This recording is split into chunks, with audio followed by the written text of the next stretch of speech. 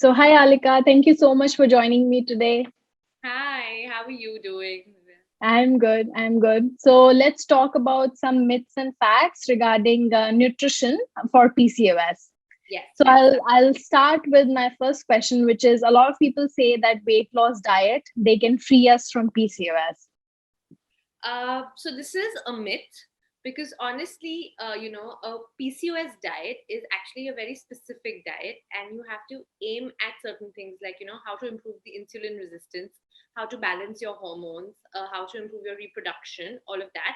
Versus just a weight loss diet can be either very restrictive. It can cut out like a major source of food. It can lead to a lot of starvation, cravings, hormonal imbalances, so not necessarily the same thing at all. So Mhm. PCOS diet is actually really, really specific. Specific. Okay. And then another thing is that people also say that, people with PCOS, they should completely cut down their carbs.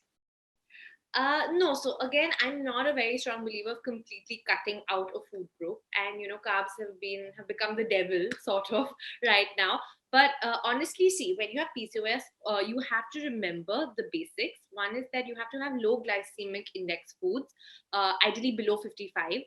Your refined carbs and your simple sugars usually are not good. What you can have is complex carbs, so things Mhm. like oats, quinoa, maybe millets, beans, lentils, all chickpeas. These are your complex carbs, and these are good.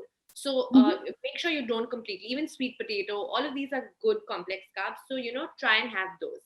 Yeah, Okay. not Mhm. completely cut it out. Yeah. And how about dairy? This is, I feel, like the biggest myth Very, that, very all common. dairy. Yeah. You know what I want to say? There are studies, and we've seen that actually the slim milk, or the toned or the fat-free milk, is the one that actually triggers PCOS the most, and it causes Okay. most acne. Versus a full-fat dairy sometimes is actually good for, say, reproduction and for pregnant women and postpartum also. So I would say not all dairy is equal. The way milk acts on your insulin versus cheese versus yogurt is all different. So if you want to Mhm. keep it in your diet, I would say go for, instead of drinking milk, maybe a few sources like dahi, curd, that is yogurt, or, a little bit of ghee is fine. And if you're completely cutting it out, which is also fine, make sure you supplement and have enough calcium in your diet. So Mhm. whether it's your green leafy vegetables, your broccoli, etc., or your sesame seeds, drumstick, tofu, soya, all of these things, beans are important. So you must ensure that you have enough calcium if you're completely taking it out. But Mhm. again, you can still have it in moderation, I would say. Okay. And then how about gluten? So gluten, in fact, I feel like most of us, so I would say everyone right now, because the kind of wheat and the kind of gluten that's available is very, the products are very hybrid right now. So it does cause a little bit of inflammation. In some people, very minimal, which cannot be noticed. In some people, major, like a celiac disease, where you can see all the digestive issues, they break out, etc. But there is some amount of irritation and inflammation that is happening. So if you can cut it out, because I don't think you really, really need it, you can cut it out. It will definitely help. And I've seen it help. And then another thing is about sugars, as we were talking about, like milk also has some sugar. So all sugars, should we avoid that, or can we have like brown So sugar? your processed sugars, whether it's your white sugar or even your brown sugar, honestly, they react the same way almost in the body, and they cause that insulin spike again, which you don't want. And they're empty calories. Okay, so they're not giving you any nutrients. Versus if you say have natural sugar in the form of fruit, at least you're getting so many other essential vitamins and nutrients from that. So I would definitely say if you can cut it out, then great. And it's very difficult, but if you can, then great. Portion control is important. If you're ever going to have it, also make sure you have less. But again, try and stick to natural sources, because what happens with sugar, it's like the more sugar you have, the more weight you gain, the more cravings are out of control, Mhm. and then your whole, Yes. there is no kind of semblance that that one bite of chocolate never happens, right? Mhm. Mhm. So what I would say is try and make sure your diet is very balanced, so that you don't really need sugar to fulfill a craving.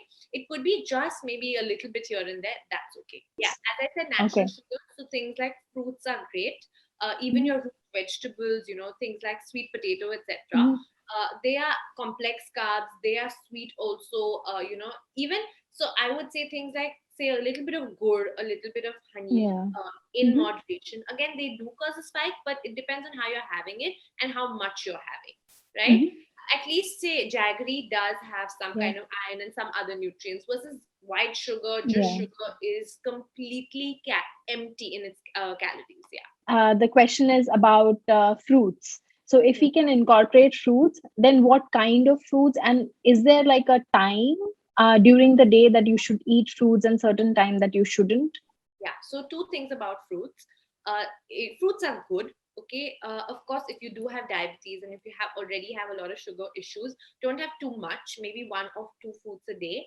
Try and stick to fruits where you can eat the cover of the fruit, like an apple or a pear or strawberries or berries. So when you're eating the actual cover with the fruit, it helps with the fiber content and therefore it doesn't cause that immediate, spike in your insulin. So try and eat fruits like that with low glycemic index. Mhm. Do not ever combine a fruit with a meal. Like what a lot of Indians do is they tend to eat it as dessert or tend to eat it with the meal, right? That's not a good idea. So combining your mangoes with lunch or combining, it's not a great idea. I would say eat fruit empty stomach, which is the best. Okay. So maybe early in the morning, before your breakfast also, just give it a gap and then have your breakfast, or maybe even in the evening, not late evening, but after your lunch, you feel you've digested after 4 hours, you can have like fruit. And again, don't mix your fruits. Try and have one fruit at a time. How about cakes, fries, or chips, or like I mean, of course, they are refined kind of food or like junk food considered, Yeah. but like So, is it? honestly, I'm being very honest, and I would say moderation is key. Some people I find when they're on a diet, going cold turkey and completely stopping these things really helps them focus because there's no little, it's very difficult for them to have like two chips, or like one bite of chocolate. That doesn't work. So, for some people, if they're trying to lose weight and trying to be, it helps them, right? And if they can, then great. But in the long run, sustainability, portion control, what I say is most important, so that you don't end up going crazy craving those foods and then going again, eating too much and that guilt trip and then binging on them.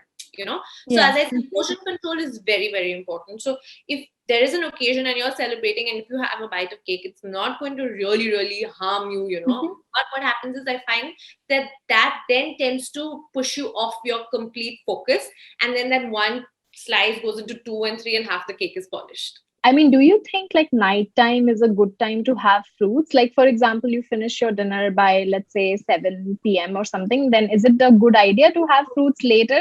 No, I don't think so. I wouldn't Mhm. recommend that. I feel like there are a lot of people who tend to eat fruits because they don't want to eat something really heavy at night and Yeah. they're hungry and they're on a diet. But I think raw foods at night are difficult to digest, right? Hmm. So I would suggest having fruits before 6 p.m. Hmm. Not after that. Okay. Okay. And too much fiber at night is also not a great Yeah. idea. So with all diets, I would say not one size fits all. Now, if you have PCOS, there are various kinds of, it's like an umbrella term. Firstly, some people might have some symptoms, some people might have just one thing, some people might have 10 things. So I would say, firstly, focus on a diet that treats you symptomatically. Now, you could be an obese person with PCOS, you could be a lean person with PCOS also. So Hmm. there's not one PCOS diet. There's certain food rules, which you need to focus on. That is important. But again, Hmm. individual treatment of, say, all your symptoms is equally important. So I would say it's Hmm. unique to each person and their hormonal imbalance and their symptoms.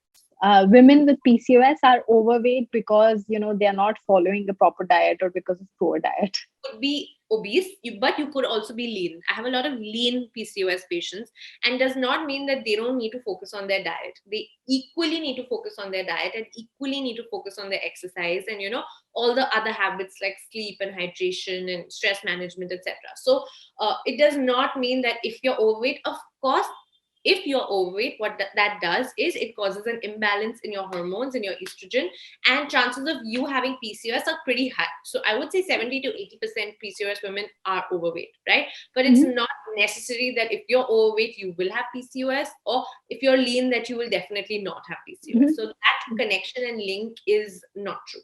Eating smaller meals more frequently is beneficial for women with PCOS for weight loss purposes. Yeah. So what happens is, see, there are a lot of like diet fads, etc., which go around, things like intermittent fasting and all. And what I find is that if you're fasting for a longer period, actually that's detrimental versus if you eat in smaller portions frequently. You don't get so hungry all the time, so then you don't tend to overeat. And secondly, there's not such a huge spike in your insulin, so it's just little bit. So I feel like, and you're kind of full and you're kind of more in control in the whole day versus if you don't eat for long periods and you skip meals, etc. So I think smaller portions and in frequent intervals is a good Mhm. idea. What fats or foods should one eliminate or cut back in the diet, and what we should include more of if someone has PCOS? Certain things definitely that you need to cut out would be your processed foods as much as possible. It's very simple. Firstly, try and stick to what nature wants it to be, the food nature wants, right? Don't overcomplicate, right? Things out of a packet, things which are highly processed, what it was in its natural state and now what it is, and you can't recognize and say this has come from here. Try and not have that, right? Of course, your sugars, as we discussed, too much of alcohol, too much of inflammatory foods, too much caffeine, all of that is not great, right? What I would want you to focus on is what you should have. Few things. So there are a lot of PCOS superfoods which I like introducing in a diet. Things like cinnamon, things like fenugreek seeds, methi seeds, your seeds, your pumpkin seeds, chia seeds, even your flax seeds, things like walnut, turmeric, green tea. All these are really good. Mhm. You need to basically understand what PCOS is, why it's caused, and then you need to, figure. Plus supplements. There are certain supplements like vitamin D. Always check your vitamin D. Yeah. Vitamin B12, zinc, magnesium. These should be good. Plus, myoinositol is another supplement which I would offer, depending on, again, case to case, some of my PCOS patients, and it really helps. Each meal, at least your three major meals, I would say it should have some kind of healthy fats, like your Mhm. omega-3s, whether it's your, it could be a ghee or it could be, something like that, or a fatty fish, depending on what you eat. Then it should have non-starchy vegetables, like Mhm. greens, all your whatever vegetables you have. So that should be 50% of your plate. Okay, so I would say 10% is your fat, 50% would be your vegetables, so high on vegetables. Then we divide it 20, and we should have, say, protein. At least 20 to 25% should be protein, Mhm. a good source of protein. And then could be a good complex carb. So your protein, Okay. your dals, your lentils, Mhm. your meat, fish, whatever, and your this thing, your non-starchy or your complex carbs. Those could be, again, unpolished rice. So as I said, millets, quinoa, oats, Mhm. something like that. Okay. So that is your meal where you make sure you're focusing on 1, 2, 3, 4, at least these groups of food, and Mhm. portion. So don't overdo the carbs. Cut that Mhm. down. Have a good amount of protein. Have good fiber and omega 3. Honestly, I'll tell you something. PCOS, again, is not completely curable. That is the truth about it, right? Mhm. What happens is you can control it. So whether you find out young or late, at an early stage or a later stage, it doesn't matter that much because the basic rules remain the same. The basic rules, I would say, are five things. One would be, your diet. So where you're eating good protein, as I said, fiber, non-starchy vegetables, complex carbohydrates, enough water. These things are important, and your omega 3s. Mhm. Sleep, hydration, as I said, is important. Stress management, exercise should be focused on, whether you're young or whether you're old, and that to a mix of cardio and weights if possible, right? Mhm. These things should be important, and it's across the board, whether you're in your teens or whether you're at whatever stage in life. Simple ways of dealing with bloating or your gut health during PCOS. Okay. So, gut health, again, is very important because if you're not digesting well, you're not going to get the right nutrients. Okay. And then when you're having all these issues, you're going to feel too full and you're not going to eat properly. So, what are the few things I would say? Number one, focus on your probiotics.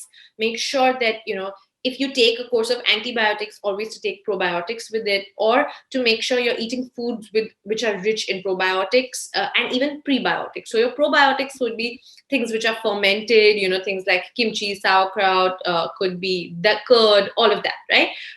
Prebiotics are also important, like garlic, onion, apples, etc. So you're giving your gut bacteria a good amount of nutrition so that they're healthy and they help Mhm. in digestion, right? So that's probiotics. Number two, I would say, is don't abuse your body too much, right? So don't like overdo the binging on the alcohol, etc. Try and be, nice and gentle a little bit. Number three, I would say there's a gut brain axis. So the more you stress and the more you worry, it really affects your gut and your digestion. Lots of acid is produced and your food is not digested well, right? So gut brain axis, stress management is important. And lastly, simple tips would be like, say, chew on something like a mix of roasted fennel seeds. Mhm. That's great post meals. You can mix it with a little bit of say flaxseed also, which is good. You can have like a fennel tea, which I recommend for a lot of people who get bloated. Avoid things like chewing gum, straws, those are the basics. If you're having a lot of fiber, make sure you're having a lot of water as well, because fiber is great in PCOS, but it causes bloating as well. So make sure it's washed out well. And lastly, I would say chew your meals well, of course. Mhm. And a couple of tips: if you're having dals and chickpeas, I would say soak it the previous night so that Okay. the gastric juices get absorbed. You can squeeze lemon on such foods, so Yeah. that again helps with the bloating. A lot of times, actually, of course, like PCOS affects mental health as well, right? Yeah. I mean, mood swings and sometimes anxiety and depression. So are there certain kind of foods that would help in that way, you know? Of course, yes, yes, yes. So again, as I said, vitamin D we tend to Mhm. ignore a lot. It's very important to check your vitamin D levels. Magnesium is actually very calming. You get it in your nuts, you get it in your seeds, some vegetables. So magnesium, even dark chocolate, a little bit is actually really good. I would say things like green tea is also good. A couple of chamomile tea is also calming. So make sure that your zinc, these your nutrients are there in check, and they really really play an important role, along with exercise and good sleep. It's like Mhm. a triad. These three should be there in your lifestyle, so that your mental health does not get affected, because it does.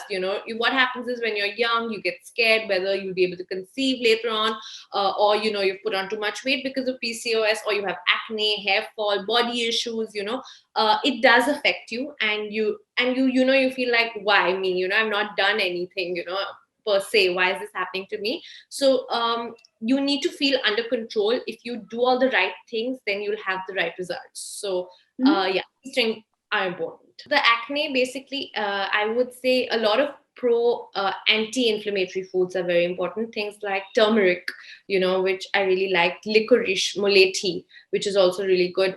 So turmeric is something I would recommend, that most of my PCOS patients have their golden milk at night. So, have your coconut milk and add a little bit of turmeric in it. Add a little bit of pepper, cinnamon, these things, and just warm it up and have this every night. That's really good. Things also that help, of course, hydration really helps Yeah. in control. And yeah, then of course you cut down your sugar, your junk, your high fatty, oily foods. Those things help. So lastly, do you have any piece of advice for women, who are going through PCOS? A lot about changing your lifestyle, or just getting it, or improving your lifestyle, I would say. Don't go drastic, suddenly one day say I'm cutting out everything, because that will not work, right? It has to be small steps and certain habits, then that becomes a part of your life, then that's great. Start working on, as I said, five important things. One is your diet, right? Your diet, you cannot completely say no. You're going to be social, you're going to go out, you're going to go on holidays, you're going to have to live a life, and you want to enjoy food, right? But make sure that you're getting all the nutrients that you need. You're not deficient in anything. Make sure, as I Mhm. said, your vitamin D, your zinc, magnesium, all of these basic things are covered. So you don't really have to break down each food into its zinc and magnesium. All you need to do is make sure you have 5 to 6 servings of fresh fruits and vegetables. Eat natural.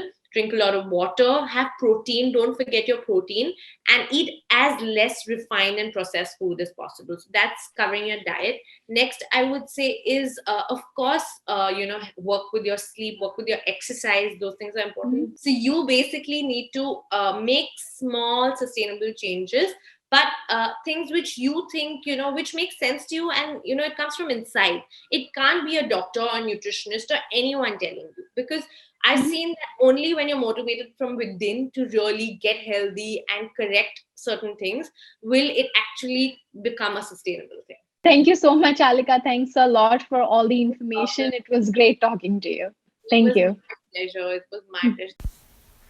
Well, this brings me to the end of this video. Thank you for watching. If you like the video, subscribe to my YouTube channel, Quick Mommy Hacks, and follow me on Instagram.